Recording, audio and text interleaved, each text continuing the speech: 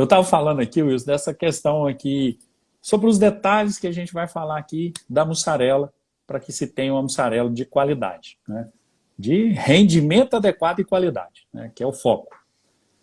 E que para isso, o primeiro fator de importância significativa está relacionado ao leite, né? Mais especificamente da qualidade do leite. O que, que o leite pode te oferecer para que você tenha uma mussarela de boa qualidade. Sem dúvida. Pessoal, vamos aí, quem produz mussarela, coloca pra gente aí, já coloca suas dúvidas aí, que essa live eu acho que vai ser uma das últimas, desse mês é a última sobre mussarela, né? A gente não vai falar Não, sem mais. dúvida. Sem dúvida. Vamos ter mais coisas aí, mas sobre mussarela não. Então É coloca isso pra aí. gente aí, que a gente vai ajudar vocês aí aqui. Como é que tá o rendimento de vocês, de onde está falando, quantos litros trabalha, coloca pra gente aí pra gente saber. É aí. Olha, mas um fato, além do leite, que é um fator primordial, uma questão que a gente começou com essa na última live e a gente acabou, vamos colocar assim, não finalizando, que a gente tem só 40 minutos aqui, Pouco é tempo. a parte lá a gente está falando muito sobre padronização, sobre aproveitamento de desnatar o soro, que foi a última coisa que você falou. Uhum. E ficou uma coisa que eu queria comentar, é sobre a água de filagem. Pode ou não pode fazer esse tipo de trabalho? Pode sim, né? Inclusive deve ser feito, né? É claro que assim, tudo depende de um processo que seja conduzido de maneira adequada. A gente fala assim, pode ser utilizado, mas muitas vezes a gente observa que o pessoal é negligente com relação à água de filagem. Acha que essa água de filagem pode ficar ali o tempo inteiro, fazendo filagem ali de mussarela, está no monobloco, não tem problema, não precisa de trocar. Isso é grave, né? Isso causa problemas para a mussarela em si, a mussarela que está sendo utilizada naquela água, e também causa problemas porque aquela água não vai te oferecer uma condição satisfatória para você desnatar e aproveitar a gordura daquela água. E isso acontece por quê? Por conta de elevação da acidez dela, né? Essa água de filagem tende a elevar a acidez gradativamente, inclusive a ultrapassar os limites permitidos, né? Hoje o ideal é que a gente tenha uma água de filagem ali que fique ali até 18 graus de Dornick no máximo. E aí a gente faz uma troca, né? Só que muitas pessoas falam assim, mas eu não tenho como parar meu processo para trocar essa água, né? E eu concordo plenamente, nem deve parar. É por isso que a gente deve fazer um processo de injeção contínua de água, né? Então, ter um ladrão ali onde a água vai saindo e um pouco de água entrando, renovando essa água constantemente, sem ter que fazer paradas, que é perda de produtividade, né? Então, resolvendo esse problema. Chegou ao final do processo com a água de filagem ali dentro de uma acidez aceitável e que pode ser desnatada e a gente obter, né, o creme. Esse creme, inclusive, a designação dele, clara mesmo, é creme de soro, mesmo que provém ali da água de filagem, mas é creme de soro, né? Não é creme de leite. A gente tem um comentário aqui, o Igor colocou pra gente. Eu estava chegando com leite no laticínio umas 10 a 11 horas e o leite estava dando acidez. Quando comecei a chegar mais cedo, 9h30, a minha qualidade e rendimento melhorou 90%. Perfeito. Olha, você vê o quanto que isso casa com tudo aquilo que a gente fala. A gente sempre fala aqui dessa questão qualidade, gente.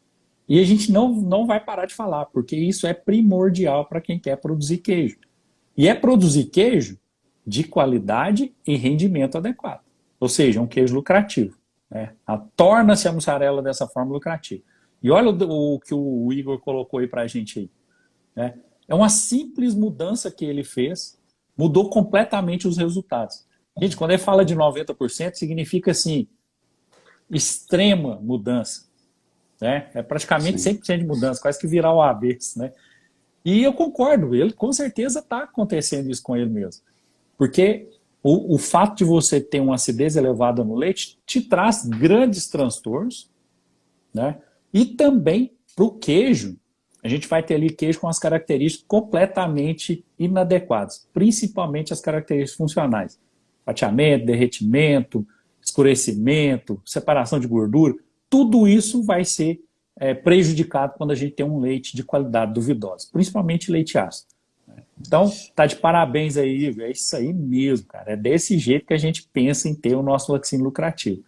Isso aí. Pessoal, coloca pra gente quem acompanha nossas lives, se já teve mudança aí no seu queijo mussarela. Quem tá sempre com a gente aqui, participando, que aplicou as técnicas aí que o Éder passa aqui pra gente nas lives, se teve alguma melhoria.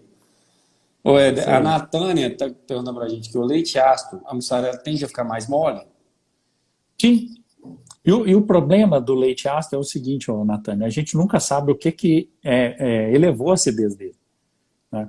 Então, assim, muitas vezes você tem mussarela mole, muitas vezes você tem mussarela que fica quebradiça, né? Você fatia, mas ela quebra a fatia toda. E é difícil porque a gente tem diversas fontes de contaminação diferentes, consequentemente, diversos problemas diferentes causados por elas. Né? E isso que a gente fala é porque a contaminação por um grupo de bactérias pode causar um amolecimento, por outro grupo de bactérias pode causar um ressecamento da mussarela, e por aí vai. Então a gente nunca sabe ao certo qual vai ser o defeito, mas tende sim a ter problema com mussarela de ficar muito mole. Né? Pessoal, inclusive nós estamos abrindo um treinamento de queijo mussarela agora, dia 16, 17, né? 15 e 16, desculpa. Isso. Falei isso tanto aqui que eu já estou esquecendo.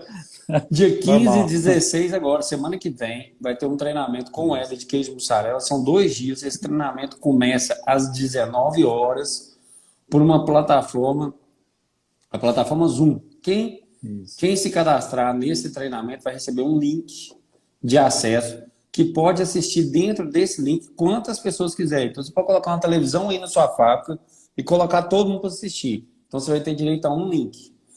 E esse treinamento ele tem valia para os programas de autocontrole. Uma coisa muito importante. Quem tem laticínio registrado no Sistema de Inspeção Estadual Federal tem que ter treinamento de funcionário de 6 meses. Esse treinamento tem valia, a gente vai emitir certificado que pode ser anexado. Tá? Qual que é o foco desse treinamento? Qualidade de leite, redução de custo na produção de mussarela, rendimento, fermentação, filagem, temperaturas, salga, tudo vai ser ensinado. Então, pessoal, esse treinamento vai pegar vocês pela mão e vai ensinar vocês a fazer mussarela de forma eficiente, lucrativa, padronizada, porque se você não estiver fazendo dessa forma, você está perdendo dinheiro, você não tem competitividade no mercado. Queijo mussarela é uma commodity, e a gente tem que se atentar ao que o Éder sempre fala, que a gente brinca muito aqui na empresa. É isso aqui, ó, detalhes. Tá? E o Éder vai colocar os detalhes nesse treinamento. Então, é onde a gente vai abrir para vocês tudo que a gente já testou de fermento, de coagulante, de temperatura, de equipamento, tudo vai ser aberto nesse treinamento. Isso. Nós estendemos um prazo promocional até hoje. Quem entrar no link que está na bio, que está no site da empresa, www.consulac.com, vai conseguir comprar com desconto ainda. A partir de amanhã não tem desconto mais, tá? Não vai conseguir se cadastrar. Pessoal, o valor desse treinamento, R$ 447. Eu brinquei com uma pessoa que comprou aqui hoje o seguinte, esse valor você tira com meio-dia de produção. Dependendo da produção, não gasta hora nem de produção. dia. 1 hora de produção, entendeu? É o que você vai conseguir recuperar aí. Ou até mais, dependendo do volume, coisa assim. Sim. Pessoal. E a gente está fazendo isso, pessoal, é preço de custo praticamente isso aí. É para ajudar vocês a ter um laticínio mais lucrativo, que a gente sempre coloca aqui que é a nossa maior dor, a gente chegar no estabelecimento e ver que o cara está praticamente quebrado por detalhe. Por alguns detalhes que ele não cumpre e está produzindo uma mussarela com 9,9, com 10, com 11, sabe? Aí eu chego e laticínios não está desnatando uma água de filagem que eu estou colocando aqui, que está brigando lá com a temperatura do monobloco ainda está medindo temperatura em monobloco, coisa que o Éder já falou aqui diversas vezes. Então, assim, pessoal, com fermento, cara, você vai Você vai lá assim, não, estou fazendo um milagre aqui, estou com um fermento aqui, aquele é para 10 mil litros, estou colocando ele para 20. Então, Milagre é como o laticínio continuar aberto. Exatamente. Então, é isso aí que a gente vai ensinar nesse treinamento, beleza? Volto, pessoal. Então, tem dificuldade? A Dani está sempre aqui com a gente, ela está aí, ela vai mandar um oi daqui a pouco. Tem dificuldade de se cadastrar? Manda um direct para a Dani, que ela vai conseguir resolver para vocês. Ou entra em qualquer canal que você entrar, ela vai estar atenta, ela está sempre atenta e vigilante aqui com relação às nossas coisas e vai assessorar vocês aí, beleza? Maria das Dores, Sim. Quantos por cento, essa aqui é boa para você, ó. Quantos por cento de pingo colocar no leite para fazer queijo mussarela? Maria das Dores, o que acontece? O pingo é um tipo de fermento, com certeza, né? É bastante difundido aí, mas é para uso, né, onde a gente tem resultado mais satisfatório, é para aqueles queijos que a gente tem um processo de maturação, então ele funciona muito bem, né? E ele é tradicionalmente usado em queijos de leite cru, né? É muito comum. Para a questão de produção de mussarela, não indico para você usar o pingo, não indico mesmo, porque o resultado vai ser bem complexo, né? Você praticamente não vai ter aí seu nivelamento de produção. Cada dia você vai ter uma situação diferente e cada dia mais complexa do que o outro. Então, assim, a gente não indica, né, usar o pingo para a produção de queijo mussarela, né, devido a essa situação. A gente tem alguns tipos de alterações na mussarela provocadas pelo fermento que te deixam sem alternativas.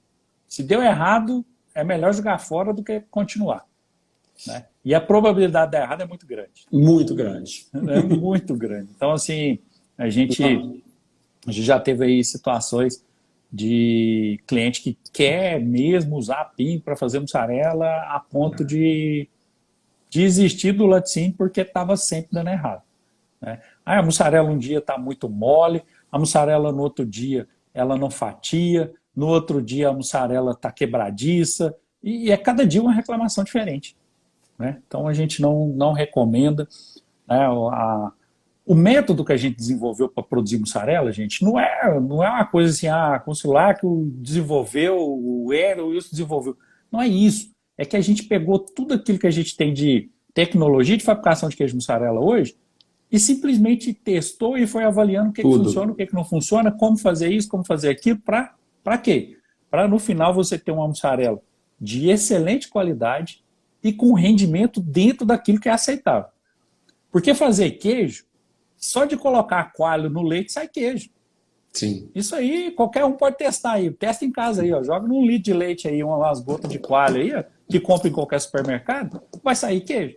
Agora, gente, se esse queijo vai atender o anseio do mercado, se o seu consumidor vai ficar satisfeito com aquele queijo, vai querer comprar de novo e vai falar, é esse queijo aqui que eu gosto, é esse aqui que é o queijo que eu tenho que comprar toda vez, é outra história, né? Por isso que a gente não indica algumas coisas. O pingo é o Maria das Dores. A gente não indica pela dificuldade que você vai encontrar de padronizar a sua produção, né? É diferente para esses queijos maturados que a gente está falando aí, porque eles já têm um processo de maturação diferentemente da mussarela. E nesse processo a gente consegue ali igualar essas ocorrências e ter um resultado mais satisfatório. E eu desconheço um laticínio que trabalha com pingo para a fabricação de mussarela e que tenha um queijo padronizado que não dá problema. Ele pode ficar lá um ano sem ter problema, mas um belo dia esse pingo vai dar problema no queijo. Maria das Dores, você está perguntando aqui qual a marca do coalho você indica. A gente nem indica mais coalho, nós indicamos coagulante. E essa marca do coagulante, o Éder vai abrir no treinamento. No treinamento ele vai falar da marca que a gente já testou. Porque, igual ele falou, a gente não está inventando uma coisa nova. Não. A gente testou o que tem de melhor no mercado. O Éder pegou, com todos os coagulantes que você imaginar, a gente já fez teste. Sem dúvida. Um teste real, gente. O mais importante que a gente fala assim, é um teste real. Por que eu estou falando isso? Alguns vendedores de insumo, eles forçam uma produção para dar um rendimento maior, aumentando a umidade, aumentando o tamanho do grão, para justificar que o seu produto tem uma eficiência grande. Só que esse queijo vai dar problema lá na frente. Isso aí o Éder já viu demais. Ele chega aqui no escritório, a gente conversa muito, ele conta vários casos. Fulano teve lá, fez um teste assim, assado. Cara, mussarela virou um mingau depois. Mas teve rendimento, teve, mas o que adianta? E aí, nós da Consulag aqui, a gente não tem parceria com nenhum tipo de fabricante, justamente para a gente ter a Tá tranquilidade livre, né? de testar todos e conseguir entregar para as pessoas que acompanham a gente um queijo de qualidade, lucrativo, com rendimento, que fatia, que derreta e que tem uma excelente aceitação no mercado. Então, É isso aí. esse, mais uma vez frisando, treinamento de queijo mussarela, dia 15 e 16, nós vamos entregar tudo, beleza? É isso aí. Voltando aqui, ó. Então, vai lá, Maria das Dores, cadastra lá que você vai poder perguntar o que você quiser, tirar todas as suas dúvidas e vai aprender de fato como usar um bom coagulante, um bom fermento. O Ednésio colocou aqui pra gente, boa noite. Após o treinamento do queijo Minas Padrão, foi um treinamento que a gente fez mês passado. Isso, mês passado. Estou conseguindo um rendimento melhor. Estava com 10,2 e agora estou conseguindo com 9,8. Não sei nem o volume, mas eu garanto que um dia de produção, se ele tiver um volume pequeno, já paga o treinamento que ele teve e agora está com isso pro resto da vida. E assim, ó, é uma situação interessante, deixa eu ver, eu lembro bem do Ednésio, as perguntas muito pertinentes, né? Então, assim, é uma pessoa que estava interessada em realmente absorver aquilo que é importante para ele, para ter, né, o resultado que ele espera. Então, aí, ó, começa por aí, né? Com certeza ele tem aí a melhorar, ele já falou, e tem a melhorar, com certeza, dá para fazer um queijo com rendimento ainda melhor, mas com certeza a busca da informação vai proporcionar a ele a achar, conseguir produzir o queijo com esse rendimento melhor. Parabéns a eles, né? O Igor colocou aqui pra gente. De vez em quando eu perturbo um pouco o Wilson para tirar algumas dúvidas e todas as dúvidas são solucionadas. Pessoal, quem tem contato comigo ou com o Eder tem certeza que não sai sem resolver o problema, porque o nosso apreço pelo cliente é imenso. Todas as dicas dão certo. Valeu, sim, Igor. Bom demais. Coach. Ainda esse ano eu compro algum curso de vocês. Me surpreendo com a boa vontade de ensinar e padronizar o processo de produtos. Coach, vai lá e entra nesse, que esse aí é importante demais de queijo mussarela. Todos são, mas mussarela é mussarela. Às vezes se justifica, né? Todo mundo produz, né? A Maria das Dores colocou, soro é a mesma coisa? Acho que em relação ao pingo e o soro deve ser isso. Sim, o pingo é um nome dado, né? Foi, na verdade, uma característica que deu aqui para o pessoal na Serra da Canastra e no Cerro, em Minas Gerais. Que é como se fosse um pingo, né? Você pega o soro do dia anterior e pinga do leite que vai produzir o queijo dentro do dia, né? Então, assim, é uma transferência de bactérias para aquele leite, né? Mas a dificuldade que a gente fala aqui é porque mussarela é um processo um pouco diferenciado. Isso funciona bem com os queijos maturados, né? Só um minutinho que você vai explicar isso aí e você vai responder a pergunta da Iris junto.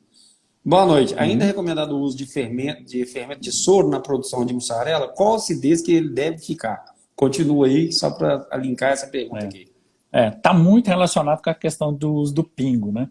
Onde o pessoal faz muito uso ainda para a produção de queijos artesanais, mas quando a gente busca ali aquele queijo com produção, né, mais industrializada, aquele queijo que você quer, realmente que a mussarela artesanal praticamente ela não tem muita chance no mercado hoje não.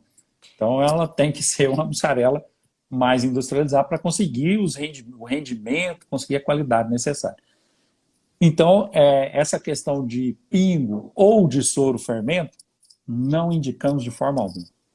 É muito difícil você obter um resultado padronizado com esse tipo de produto, né? Eu não posso dizer que isso não é possível de se fazer. É possível, né? Inclusive a tradição de produção de queijo mussarela na Itália, por exemplo, é com soro fermento. Produção de queijo parmesão com soro fermento. Gente, só que a gente não pode comparar com aquilo que o pessoal consegue fazer lá na Itália. né? Consegue fazer na Europa. É muito diferente. As nossas características do leite, do clima, são completamente diferentes. Então, elas não proporcionam para nós condições adequadas para a gente fazer isso, né? Até usando o soro fermento, eu conheço algumas indústrias que usam para produção de queijo parmesão, mas não é um negócio assim, igual o pessoal acha que é simplesmente separar o soro num latão, que não lava latão de qualquer jeito, e no outro dia vira aquele latão ali no leite e que vai dar certo. Não é assim que funciona, né? Esse soro dessas indústrias que a gente conhece, que usa soro fermento, ele é retirado, passa por um tratamento térmico, vai para uma fermenteira, fica ali naquela fermenteira até atingir um nível adequado de acidez. Ali ele é resfriado, é mantido naquela condição, uma sala separada própria para preparo de fermento. Então, assim, muito difícil de dar problema, né? Então, assim, hoje em dia, para mussarela, eu não conheço ninguém que usa soro fermento e que vai falar com você que tem resultado padronizado. Sua mussarela não varia ali as características. Não conheço ninguém, porque sempre vai variar muito, né? Então, assim, não é uma recomendação nossa, né, de fazer o uso de soro fermento. Agora, com relação à acidez, isso aí eu posso falar que, né, se alguém quiser tentar, mas a acidez para soro fermento de mussarela, ele tem que estar ali no mínimo 80 graus Dornick. Entre 80 e 100 graus Dornick é a acidez adequada para quem consegue fazer um soro fermento de boa qualidade e tentar fazer o uso dele. Mas não é nossa recomendação, de forma alguma. E uma outra questão que eu queria comentar que é o seguinte, pessoal, muito cuidado com as indicações, tá? Eu já cansei de visitar muitos laticínios onde eu escuto assim, não, estou usando um coagulante, vou citar um exemplo. Estou usando um coagulante aqui que ele é sensacional, é o melhor do mercado e tal, está me dando um rendimento excelente. Quando eu vou olhar, é um dos piores coagulantes que tem no mercado. Só que a pessoa em si, ela não está fazendo a conta correta de rendimento. Ela não está fazendo o cálculo correto de rendimento. O Éder já cansou de ver isso. Sim. Então, quando você vai ver, o rendimento final está um rendimento muito alto, muito fora do aceitável, e ele está achando que está bom, porque ele não está fazendo isso de maneira correta. E essa questão que o Éder está falando agora do soro fermento é outra coisa. A gente depara com situações, eu uso soro fermento, a vida inteira nunca me deu problema, é uma mussarela muito boa, muito bem aceita e tal, o cara vangloria. Aí, se a gente é contratado para fazer algum tipo de serviço e vai para dentro da fábrica, você começa a conversar com uma pessoa ou outra e fala assim, não, direto tem devolução de queijo. Nossa Senhora, mas a mussarela tem hora que passa do ponto, tem hora que não dá ponto. Tem então, mais que fica 2 dias esperando para dar ponto. Aí, quando a gente vai ver, aquela informação de que a mussarela é excelente, não é verídica. E é por isso que a gente está falando aqui que o Éder há muito tempo testou, há muito tempo vem testando várias coisas, e sim, o que a gente faz, a gente garante que tem bastante eficiência. Só para o pessoal ter uma noção, hoje eu postei no Stories lá, né, do nosso, no Instagram, uma massa de mussarela, né, e eu quis perguntar para o pessoal se ela já estava no ponto. Eu simplesmente peguei a massa e puxei um pouco dela, né, e ela já se soltou. O que eu queria mostrar naquilo ali? Aquilo ali é uma massa feita de acordo com a recomendação, né? Gente, aquela massa está no ponto, não precisa nem de você fazer pH. Ela está filando sozinha, em temperatura ambiente. Só de colocar ali na mesa, né? Tirei do tanque ali, coloquei na mesa. Só de colocar na mesa até o pessoal preparar a monobloco, eu só puxei a massa, ela está esticando já. Não precisou nem de água quente, né? Então, assim, como que você consegue uma massa daquela? Com certeza, com o soro fermento, vai ser raras as vezes que você vai conseguir atingir aquele ponto, né? E por que eu estou falando isso? O soro fermento, ele tem a tendência de continuar o seu processo de acidificação indiscriminadamente, ou seja, ele vai continuando. Se você acertou o ponto ideal, a massa estava daquele jeito, aí você ficou 100%. Mas se você esperou um pouquinho a mais, ela já passou. Aí você já não consegue aquilo mais. Mas o fermento, então, não vai acontecer aquilo? Não vai acontecer isso de passar? Raramente isso vai acontecer. Até porque os fermentos hoje, a gente tem uma tecnologia que ele chega naquele ponto ideal de filagem ali, que a massa está na melhor característica para esticar, para filar, e ele permanece nessa condição por um bom tempo, até ele começar a sair dessa condição, porque eles começam a se autolimitar. Ou seja, a própria contagem de bactérias ali é tão elevada, a produção de ácido lático tão elevada, que elas já começam a diminuir o seu desenvolvimento. Aí com isso a gente tem um tempo para obter a mussarela naquela condição ideal por um período maior. Então essa é a diferença. E quando você tem um fermento igual igual o soro-fermento, você não tem esse tempo. Você tem que acertar ali, então o seu range de tempo ali é mínimo. Tem que deu o ponto ideal, tem que filar rápido, porque senão a massa passa do ponto. E quantas vezes, né, a gente já chega, o pessoal falou assim, eu começo a filar, tá muito boa. Chega no final, a massa começa a ficar toda enrugada, toda... É porque o fermento não é o adequado, né? Então, é por isso que a gente realmente não indica de forma alguma, né, esse tipo de soro-fermento. Quem não viu esse story, vai lá e dá uma olhada. Tá lá disponível lá. É muito interessante. Esse story eu fiz questão de colocar. E olha isso, que tem gente que tá falando que a massa não tá no ponto, hein? Tá falando que passou e tá falando que não chegou. Eu vi lá. E quanto tempo, coloca para o pessoal, quanto tempo que essa massa demorou para dar ponta após o processo de cozimento? Essa massa, após o processo de cozimento, na verdade, ela deu com 1h30, né?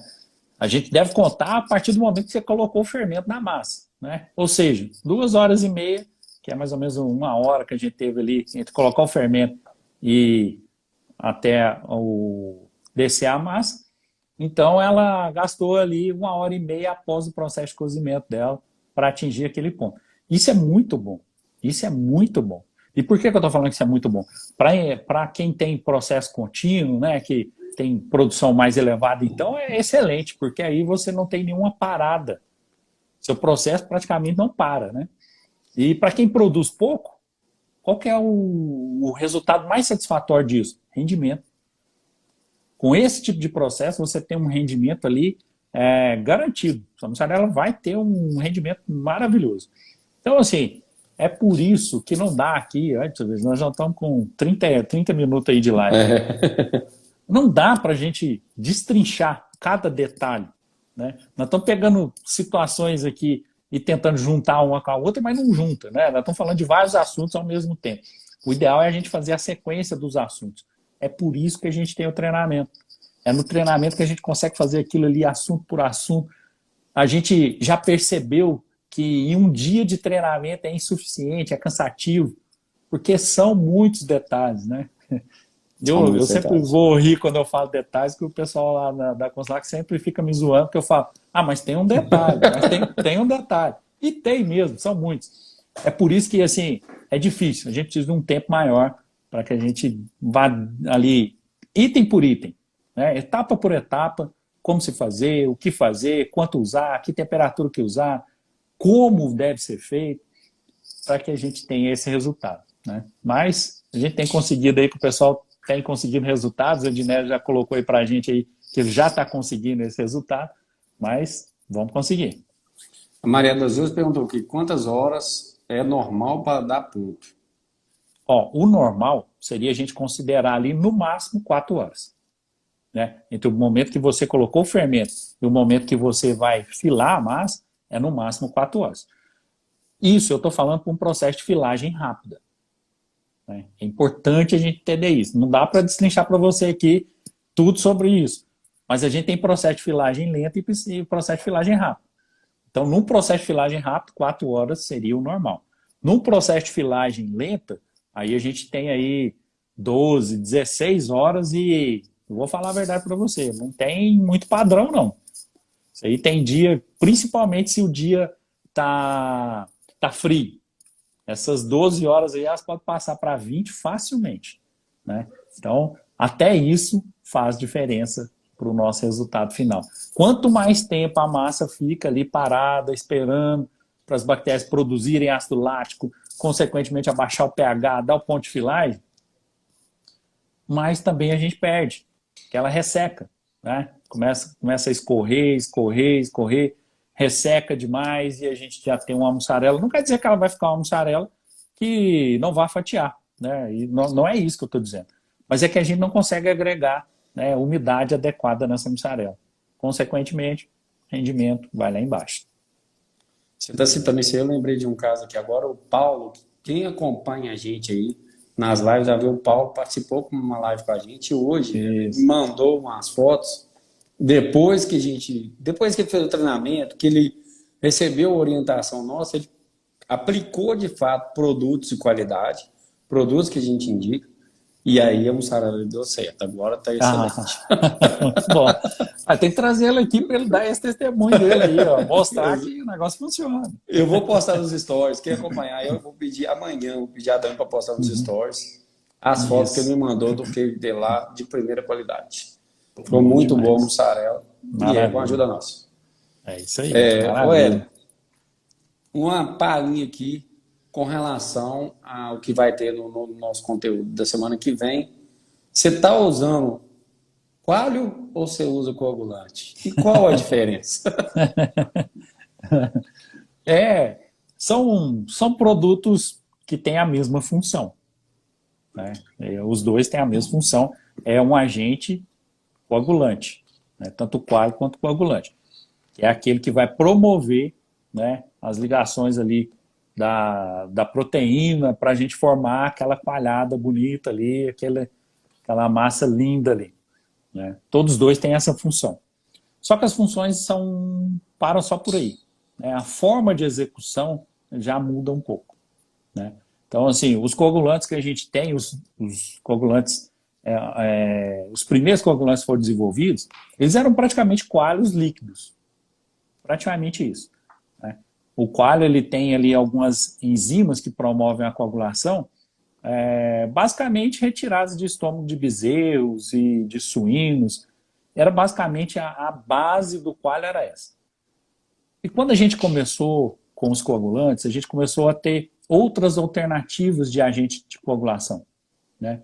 De origem microbiana, fúngica, né? Ou seja, que vem através de fungos mesmo. Um fungo específico produz um produto capaz de coagular o leite, né? E por aí foi se desenvolvendo. Hoje a gente tem coagulantes de excelente qualidade, né, com algumas enzimas que produzem a melhor eficiência técnica no momento da coagulação. E o que acontece? Para a gente entender isso, a gente tem que entender assim, o que acontece na coagulação. A gente tem uma cadeia de aminoácidos, aí é um negócio mais técnico, mas é importante você entender por que funciona, por que um é melhor que o outro. A gente tem uma cadeia de aminoácidos, e para que a gente tenha um queijo com menos perda, existe um ponto específico dessa cadeia que ele deve ser quebrado. E essa enzima, ela é para isso. O coalho, o coagulante, né, independente da origem dele, ele é para isso, é para quebrar nesse local. Só que os coalhos, eles normalmente quebravam nesse local e em outros. Consequentemente, a gente tinha algumas perdas, principalmente de matéria mesmo, de componente do leite para o soro. Com isso, o rendimento nosso também vai lá embaixo. Então, a evolução do coagulante é justamente isso. Ele começa a ficar mais específico. Nesse ponto específico da cadeia de aminoácidos, ele quebra ali. Aí, consequentemente, a gente consegue aproveitar mais os componentes do leite na nossa massa de queijo. Aí, por isso que a gente tem rendimentos melhores usando coagulantes de boa qualidade. Então, é uma evolução. E até hoje a gente ainda está em evolução. Vai surgir novos produtos aí, com certeza, com capacidade de ser mais específico ainda e, consequentemente, a gente vai ter um resultado mais satisfatório. E, quando isso acontecer, com certeza nós vamos estar trazendo aqui para vocês, que é isso que a gente faz direto, né? A gente vai buscando aí as alternativas que a gente tem no mercado, aquilo que é melhor para a gente trazer para vocês. É isso aí, pessoal. Pessoal, então, não percam dia 15 e 16 o nosso treinamento de queijo mussarela, onde o Éder vai pegar você pela mão e vai te ensinar a fazer queijo mussarela lucrativo, É isso aí. de qualidade, que derrete, que fatia, que tem bom rendimento e vai ensinar todas essas técnicas. E aí vocês viram aí um pouquinho do que ele falou aí sobre coalho e coagulante. A gente ainda pega muita fábrica que tem coalho, bem diminuído, mas ainda tem muita gente que usa. E vai ser explicado por que foi desenvolvida essa tecnologia usando coagulante. E por que ela é mais eficiente? Foi o que o Éder colocou aqui agora. Isso. E isso justifica o custo mais elevado do coagulante, porque no retorno final da produção desse queijo, você vai ter um valor agregado maior. É. E esse é um ponto que a gente aborda nos treinamentos também, essa questão de custo, né? O pessoal tem uma preocupação, mas o fermento que eu vou usar é muito caro. O coagulante que está me indicando é muito caro. Gente, se a gente for colocar o custo de produção de um queijo, esses dois produtos têm uma relevância pequena no custo. Mas a relevância deles para rendimento é impressionante, né? Não dá para se discutir. E é aí que mora aqueles que vão conseguir ter um laticínio lucrativo e aqueles que vão ter a vida inteira de trabalho sem conseguir nenhum resultado. Ainda vai falar que, não, a atividade é que é ruim. Sim. Não é mesmo? Infelizmente, a gente vai ter essas duas classes de pessoas. Aquelas que realmente vão perceber que a gente precisa avaliar custo-benefício e não só custo, né? E aqueles que vão ficar no custo e não vão custar ter uma indústria lucrativa. E uma coisa, pessoal, o que a gente está trazendo, o que a gente está passando para vocês com esse treinamento é trazer você de um ponto que você está hoje, melhorando a sua produção e trazendo mais lucratividade. Comece a refletir quando você começou aí no seu laticínio, você não sabia muita coisa. Provavelmente você não fazia o queijo que você faz hoje. Você não tinha o rendimento que você tem hoje. Agora, imagina com uma técnica dessa que o Hélio está passando aí. Então, assim, o que eu falo assim, não existe zona de conforto. Ou você está caindo, ou você está subindo.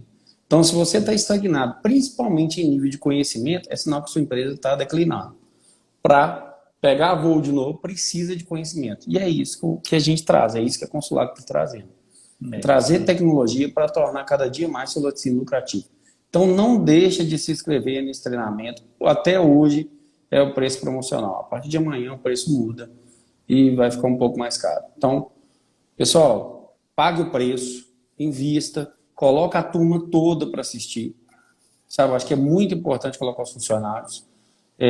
Junta os funcionários, faz um coffee break lá depois, para eles ficarem mais animados, mas coloca o seu queijeiro, auxiliar de queijeiro para assistir esse treinamento, porque o que a gente mais se depara em situações de fábrica é o queijeiro e o ajudante queijeiro sabe que tem que fazer aquela técnica ali, mas não sabe por quê. Quando ele não sabe por quê, a tendência dele criar algum tipo de falha no decorrer do processo de fabricação é muito grande, porque ele não entende por quê. E a partir da hora que ele entende o porquê, ele presta muito mais atenção. Isso para a gente é muito claro. Ele começa a prestar muita atenção nos detalhes, nos pequenos detalhes. E os donos de laticínios não conseguem estar o tempo todo acompanhando. Então tem que trazer o pessoal para um treinamento, senão não tem lucratividade. Laticínios com pessoal bem treinado são laticínios de sucesso. Laticínios tem pessoal mal treinado.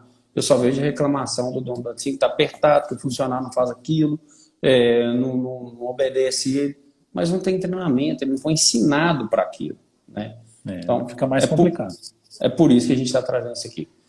Beleza? Qualquer dúvida, mais uma vez, a Dani está sempre à disposição aí, é só mandar um direct para ela aí, que ela vai responder na hora.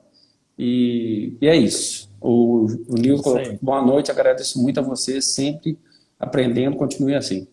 Valeu, Nilton. Isso aí, muito obrigado. É isso aí. Muito então bom. É isso. Nos vemos na semana que vem no treinamento semana que vem. Queijo mussarela. É isso aí, pessoal. Aguardo vocês lá. Tem muita coisa para a gente conversar e para a gente melhorar aí nos nossos processos. Valeu, Saé. Até lá. Até mais, pessoal. Tchau, tchau.